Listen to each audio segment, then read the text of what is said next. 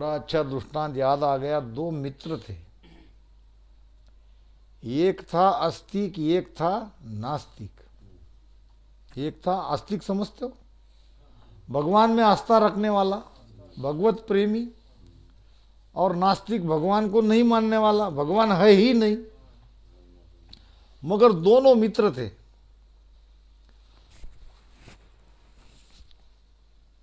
होता रहा ये, प्रारब्ध कर्म को हम समझ रहे हैं। प्रारब्ध कर्म कैसे भोगने में सहायता होती है, और भक्ति अगर न करी, जो प्रारब्ध में है वो भी कितना बदल जाता है, ये है इस दृष्टांत के द्वारा हमको समझना है। दृष्टांत क्यों? सत्य को जानने के लिए। मन को चाहिए, नहीं तो ये मन इतना बड़ा केवल ज्ञान झेल नहीं पाएगा। बीच बीच में उसको भजन भी गाना पड़ेगा, दृष्टांत भी लेना, अगर बैठे तो। जानबूझकर खींच खाच के इधर उधर लाना नहीं है। तो जो आस्था रखने वाला मित्र था वो गुरुमुखी था। उसके अपने कर्म के बारे में कोई उसकी तकरार नहीं थी, कोई कंप्लेंट नहीं थी। मगर उसके मित्र को जब जब वो देखता, उसका मित्र इससे कई गुना उसका भाग्य बढ़ चढ़ कर था। यानी जो जो काम ये करता, आस्तिक भक्ति करने वाला, वो सब उल्टा होता। यानी उसके हाथ में कोई वो चीज़ नहीं आती।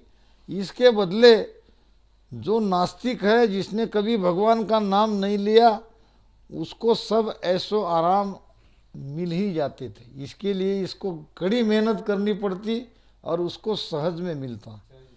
ये कहता कि ये कैसा, मैं रात दिन भगवत का नाम लेता हूँ, गुरु के आज्ञा में रहता हूँ, सत्संग करता हूँ, और फिर भी मेरे जीवन में दुख, फिर भी पीड़ा। और ये मेरा दोस्त, कभी इसने भूल से भी भगवान का नाम नहीं लिया। सुत दारा और लक्ष्मी पापी के घर होए, सत्संगत और हरि कथा तुलसी दुर्लभ जो। इसका भाग्य कैसा। अब गुरु महाराज को कभी न कभी पूछेंगे इसके बारे में। ऐसे करते करते दिन निकल गए। एक दिन दोनों जा रहे थे, और उस दिन ऐसा उसने देखा कि गुरु महाराज को उस दिन उनको जाके पूछना ही पड़ा। दोनों जा रहे थे साथ साथ, बिल्कुल हाथ को हाथ मिलाए, दोनों दोस्त थे। अब जो भक्त था उसको चुबा काटा, इतना गहरा काटा, समझते हो ना, काटा इतना गहरा चुबा, खून निकलने लगा और दर्द हुआ बड़ा। अब वहीं पास में उसका मित्र था, वहाँ जमीन थी थोड़ी गीली, नीचे पैर धंस गया उसका। तो वहाँ था सोने का एक बड़ा मोहरा का एक बर्तन, या कोई जिसमें सोना ही सोना था, वहीं पास में दोनों। अब ये कहने लगा कि मुझे उसी जगह पे कांटा चुभता है और उसको उसी जगह सोना मिला, ये क्या बात है। अब दोनों गए गुरु के पास। अब वो नहीं आया, मुझे कुछ आना नहीं है, उसने अपना निकाल के ले गया। अब पहले भी सुख में और ये और भी उसको सोना मिला, धन का लाभ। अब गुरु को कहा, महाराज क्या भक्ति करना गलत है, क्या भगवान का सुमिरन करना गलत है। गुरु ने कहा, किसने कहा, मेरे अपने जीवन का अनुभव है। मेरा दोस्त कभी भी भगवान का नाम नहीं लेता, और मैं रात दिन भगवान का नाम लेता हूँ, आपकी आज्ञा रहता हूँ, सत्संग सुनता हूँ, फिर भी मेरा हाल क्या हुआ बताओ। तो उसने कहा, आज तो अजीबो गरीब घटना घटी। जिस जगह पे मुझे कांटा चुभा, उसी जगह के मेरे मित्र को धन का लाभ हुआ, ये कैसा।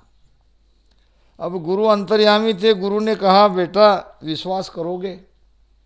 उसने कहा, हाँ मेरी श्रद्धा आज भी है।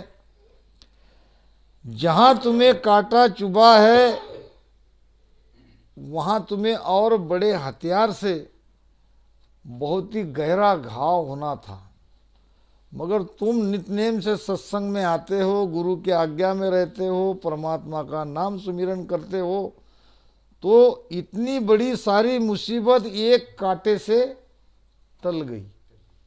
कांटा ही तो चुभा, 2-3 दिन ठीक हो जाओगे। कहने लगा ठीक है गुरुदेव, मैं आपकी बात पे विश्वास करता हूँ, मगर मेरे मित्र का क्या, वो मुझे चिंता सताई जा रही है। आदमी का स्वभाव रहता है, आदमी अपने दुख से दुखी नहीं है, मगर जो दूसरा अगर कोई सुखी है तो अपने आप स्वाभाविक जलन होती है। आपने वो दृष्टांत सुना होगा, एक व्यक्ति की अपने बाजू वाले से नहीं पटती थी और इतना झगड़ा बात बात में, तो एक दिन उसने सोचा कि इसका कुछ न कुछ उपाय करना चाहिए। अब जाके सगुन भक्ति करने लगा। सगुन भक्ति का फल 6 महीने में मिलता है, सगुन भक्ति का फल 6 महीने में मिल जाएगा, ये निर्गुण भक्ति है। तो 6 महीने में उसको आकाशवाणी हुई, मांगो बेटा क्या चाहते हो, लेकिन एक बात, तुम जो मांगोगे उससे दुगना तुम्हारे पड़ोसी को मिलेगा। 3 ही बातें मांगनी है, सोच समझ कर मांगो। अब इसको तो जलन थी, अब भगवान कह रहे हैं कि जो मुझे मिलेगा मुझसे दुगना पड़ोसी को मिलेगा, तो चलो भगवान मेरा एक हाथ आप ले जाओ, मुझे एक ही हाथ का रखो। तो उसने क्यों, आपको क्या करना है आप दो, आपने तो कहा है कि मुझे जो मिलेगा वो मेरे पड़ोसी को दुगना मिलेगा। बिल्कुल सही है। तो इसका एक हाथ चला गया तो उधर पड़ोसी वाले चिल्लाने लगे, दोनों हाथ चले गए। अब ये खुश, इसके अपने हाथ के बारे में ये कोई प्रश्न नहीं, पड़ोसी के दोनों हाथ चले गए। फिर भगवान कहने लगे मांगो दूसरा, तो मेरा एक पैर ले जाओ, मुझे एक ही पैर से रहना है। क्यों पैर तुड़वा रहे हो, तुम्हें क्या। भगवान ने कहा तथास्तु, तो वहाँ उसके दोनों पैर चले गए। फिर भगवान ने कहा अब एक ही रहा, आप मांगो क्या चाहते हो, एक समझ से मांगो। तो उसने कहा मेरी एक आँख निकाल लो। अब उस पड़ोसी की भी दोनों आंखें चली गई, उसके दोनों पैर चले गए, उसके दोनों हाथ चले गए, मगर इसके भी तो नहीं रहे। तो स्वाभाविक जलन मनुष्य के अंदर रहती है। तो यहाँ भी यही हुआ कि मेरे मित्र को ये सब क्यों मिल रहा है। तो गुरु महाराज ने कहा आज तुम्हारे मित्र के भाग्य में राजयोग था, आज वो राजा बनने वाला था। अब जब राजा बनता तो ऐसे कई खजाने का मालिक हो जाता, तो आज थोड़े से ही सोने में उसको सोना ले जाना पड़ा। कहने का मतलब कर्म है, प्रारब्ध है, प्रारब्ध भोगना पड़ता है, मगर इसमें हमको भक्ति करने के बाद सहायता मिलती है। तो ये है प्रारब्ध कर्म। दूसरा है क्रियमान कर्म, जो हम अब कर रहे हैं। काया वाचा मन तीनों से कर्म होता है। किसी को बुरा कहते हैं, किसी के बारे में बुराई सुनते हैं, और शरीर से कोई कर्म करते हैं तो ये सब कर्म बनते हैं। मन से ही हम किसी का बारे में बुरा सोचते हैं तो भी कर्म होता है। तो ये है क्रियमान कर्म। अगर हम रात दिन भजन में ही रहे, अपने काम में रहे, तो क्रियमान कर्म लगने के चांसेस बहुत कम है।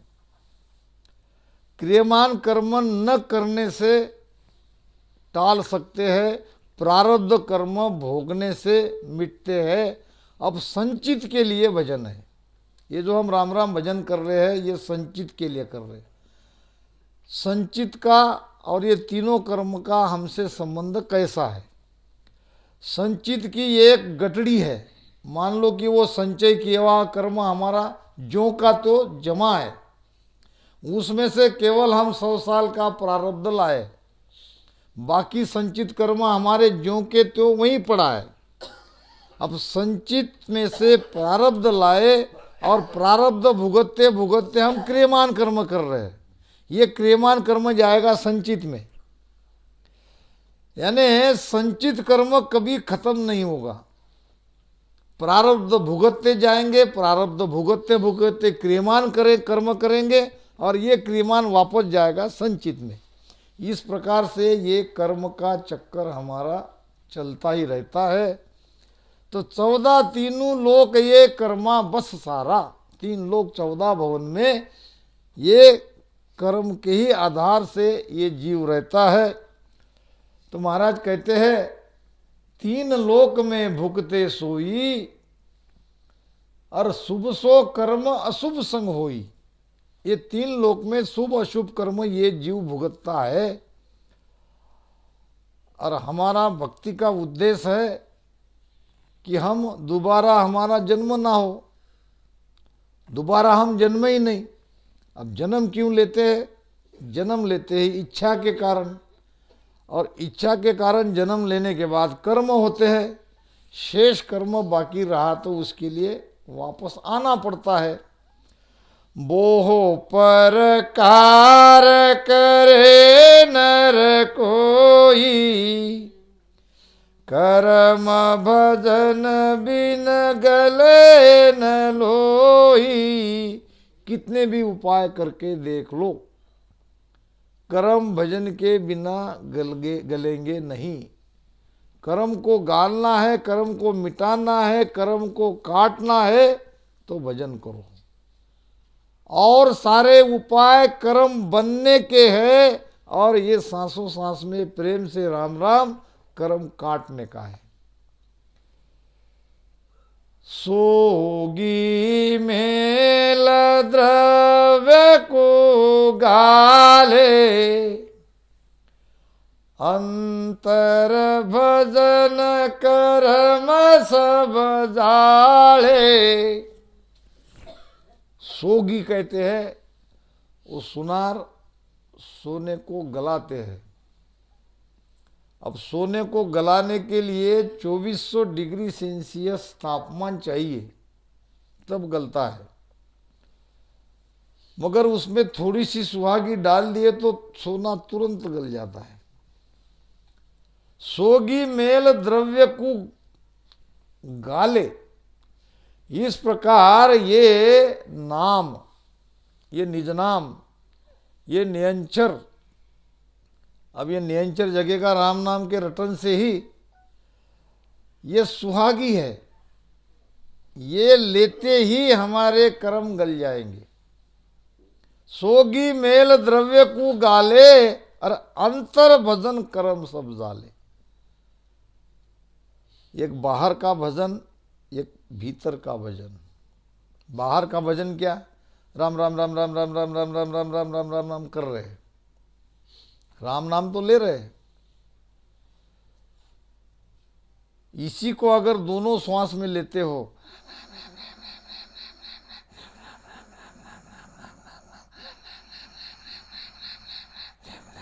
ये है अंतर का भजन, भीतर का भजन। जैसे भजन 2 प्रकार का है, वैसे भक्ति भी 2 प्रकार की है। एक भक्ति है बाह्यांग की, एक भक्ति है अंतरांग की। बाह्यांग की भक्ति कौन सी है? भक्ति धारण कर ली, उपदेश ले लिया, सत्संग करने लगे, थोड़ा बहुत भजन किया, कभी नहीं किया, न उसमें चित लगा, न उसमें मन लगा, न कोई प्रेम है, और कर रहे हैं, भक्ति हो रही है। महाराज कहते हैं सदगुरु से प्रार्थना करना पड़ेगा। क्या प्रार्थना करना पड़ेगा? हे सदगुरु जी महाराज, मुझे अंतरांग की भक्ति दो। ये बाह्य भक्ति, बाह्यांग की भक्ति नहीं। मुझे दिखावे की भक्ति नहीं करनी है। मुझे उस देश में जाना है। अमर लोक देख नोरे मारे घनी चाव। तो प्रार्थना क्या करनी पड़ेगी? सुरात नो अंग भेजियो मतवालो कीजे। सुरात नो अंग भेजियो मतवालो कीजे। के सुख देव अंग बायरी भगति नहीं दीजे। के सुख देव अंग बायरी भगति नहीं दीजे। भगति कराओ दास सु बीरह दो चेरी। तलप बिना प्रभु ना सजे। भगति जू तेरी भगति कराओ दास सु। विरह, वैराग और सुरवीरता, ये 3 लक्षण आपके अंदर है तो आपकी भक्ति बाह्यांगी भक्ति नहीं है, वो अंतरांग की भक्ति है। एक तो तड़प चाहिए, जो तड़पेगा उस पर कृपा होगी। तलप बिना प्रभु ना सजे। विरह आना चाहिए, वैराग आना चाहिए और भजन में शूरवीरता चाहिए। ये 3 लक्षण अंतरांग भक्ति के लक्षण हैं।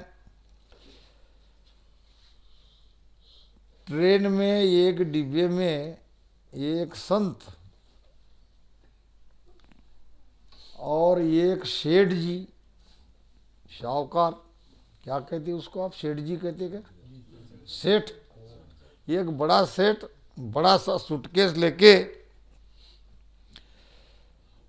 अपने परिवार के साथ में जा रहे थे कहीं। उसमें एक संत जी बैठे थे और संत के पास भी कुछ सामान था। अब ट्रेन में सफ़र, कुछ न कुछ तो बातें चलती है। सेठ जी ने संत को कहा, आपके पास भी काफ़ी सामान है, आप तो हमारे जैसी हो गए,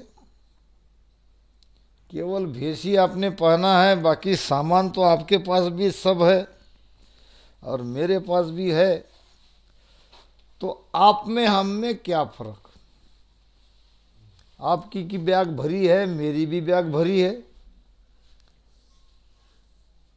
आपका अंदर तो त्याग का भाव चाहिए। आपके पास तो नाम मात्र सामान चाहिए, जितनी जरूरत है उतनी भी, आपका भी बैग भरा है। अब संत ने कहा, जरूरतों की चीज है और वो रखना पड़ रहा है, इसलिए बैग में डाल के मैं ले जा रहा हूं। फिर कहने लगे, आप में हम में क्या फर्क, आपने काय का त्याग किया? सेठ जी की बातें स्टेशन आने तक संत ने सुनी। फिर धीरे से उसको कहा, चलो सेठ जी, अभी यहाँ गाड़ी रुकेगी, थोड़ा कुछ चाय पानी हो जाए या थोड़ी बातचीत करे। तो सेठ जी को वो संत भले लगे। सेठ जी उस संत के साथ में गाड़ी के नीचे उतर आए। अब दोनों गपशप में लगे। अब इतने में सीटी बज गई। अब गाड़ी अब चलने लगी, धीरे धीरे चलने लगी। तो सेठ जी भागे गाड़ी की ओर, तो संत ने उसका हाथ पकड़ लिया। अरे छोड़ो छोड़ो हाथ, छोड़ो हाथ, जाने दो गाड़ी को, क्या है। अरे हमारे सामान है बैग में, अरे सामान तो मेरे भी बैग में है, तुम्हारी भी बैग है, मेरी भी बैग है, दोनों की जाने दो सामान। नहीं नहीं नहीं, बहुत फर्क है। क्यों?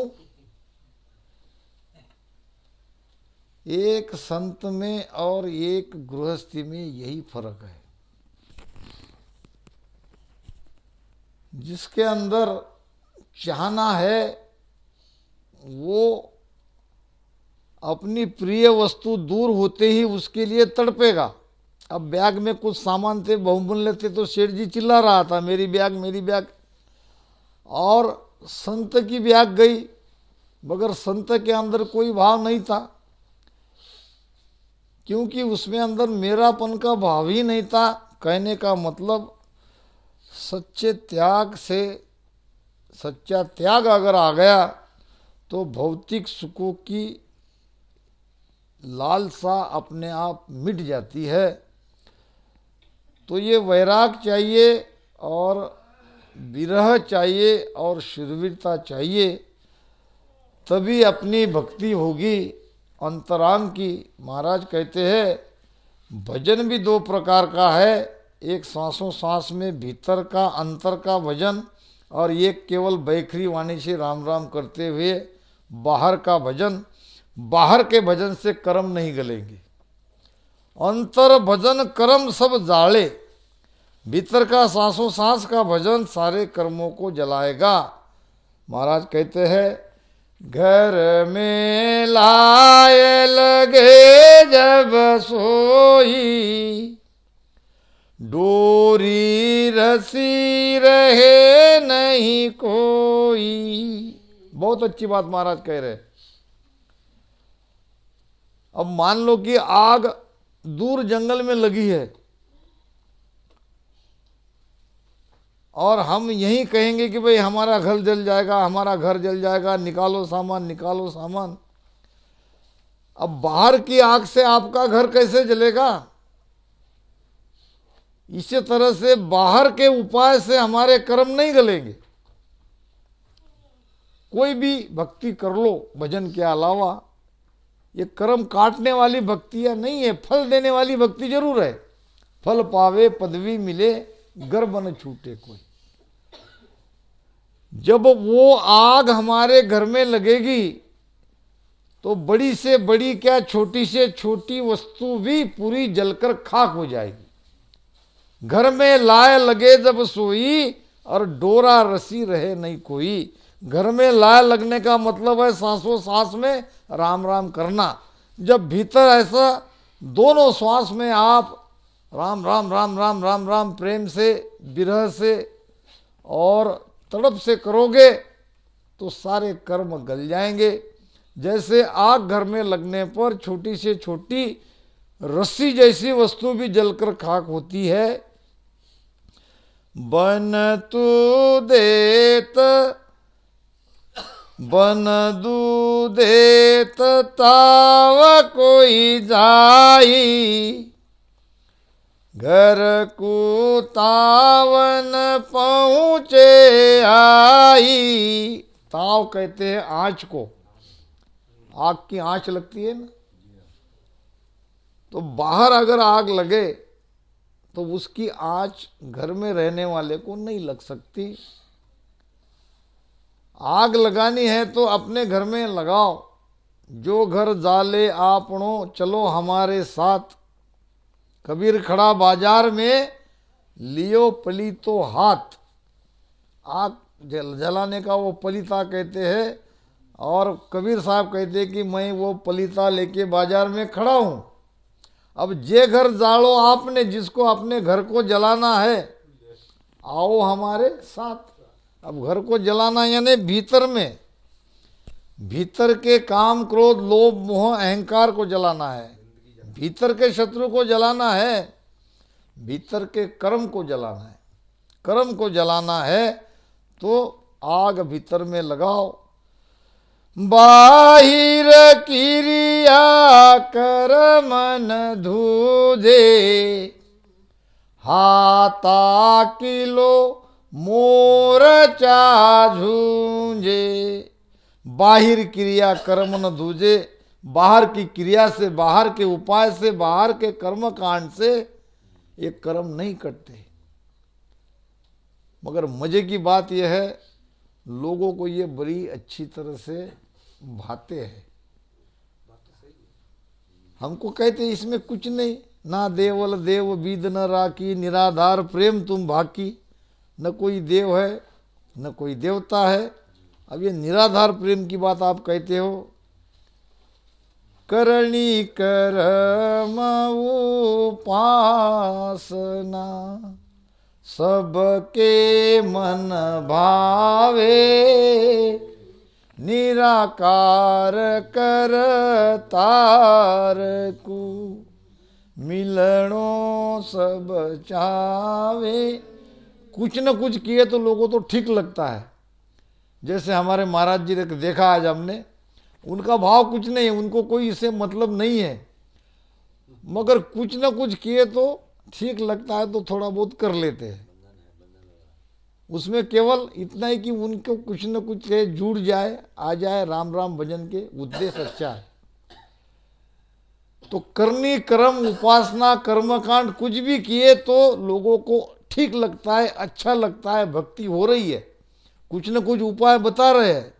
अब ये कुछ नहीं बताएंगे, केवल राम राम भजन करो, तो ये कैसा। तो महाराज कहते हैं बाहिर क्रिया कर्म न धूजे, और हाथा किलो मोर्चे झुंझे। यानी मोर्चा पर, मोर्चा किसको कहते हैं, जहां लड़ाई हो रही है उस स्थान पर जाके झगड़ना पड़ेगा, लड़ाई करनी पड़ेगी। घर में सूरन होई, महाराज एक भजन में कहा ना, हाड़ बटिया बिन रसियन पावे, घर में सूरन होई। और के सुकराम चाकरी बिना पटान पावे कोई। शूरवीर घर में नहीं बन सकते, शूरवीर के लिए तो उसको लड़ाई के मैदान में जाना ही पड़ेगा। हाथा किलो मोर्चे झूंझे, यानी मोर्चे पर अगर जाकर लड़ाई करना पड़ेगा तब ही किला जीता जाता है। इधर तो नहीं है किले, हमारे महाराष्ट्र में ज्यादा है किले। किले का किलेदार रहता है, अगर किला जीत लिया तो राजा हार गया। सब कुछ जाने देते थे, मगर किला शत्रु राजा को नहीं जीतने देते थे।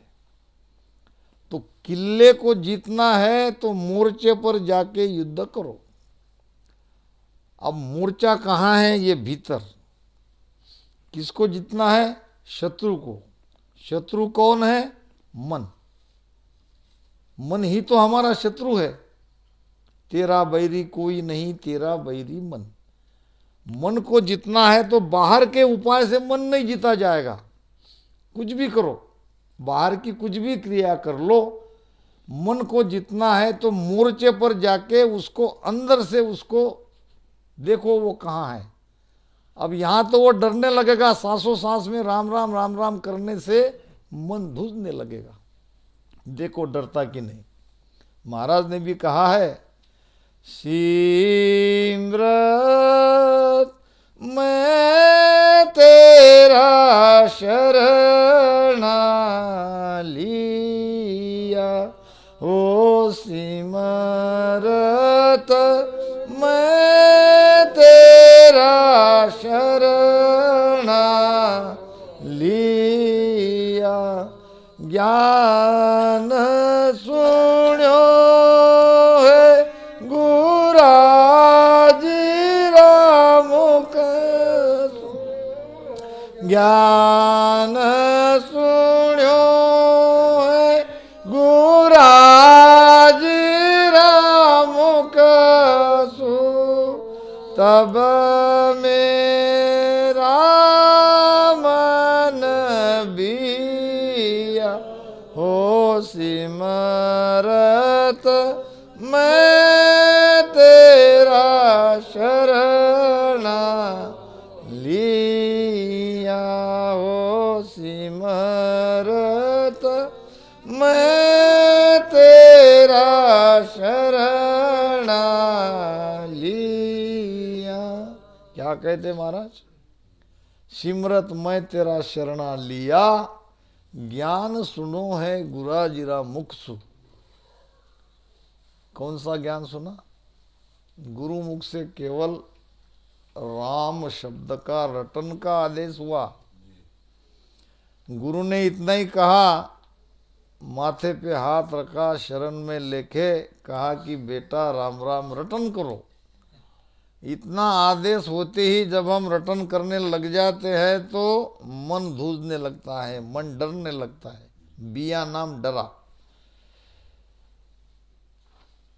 तो ये मन तब डरेगा जब हम भीतर में भजन करते करते जाएंगे। बाहर की क्रिया के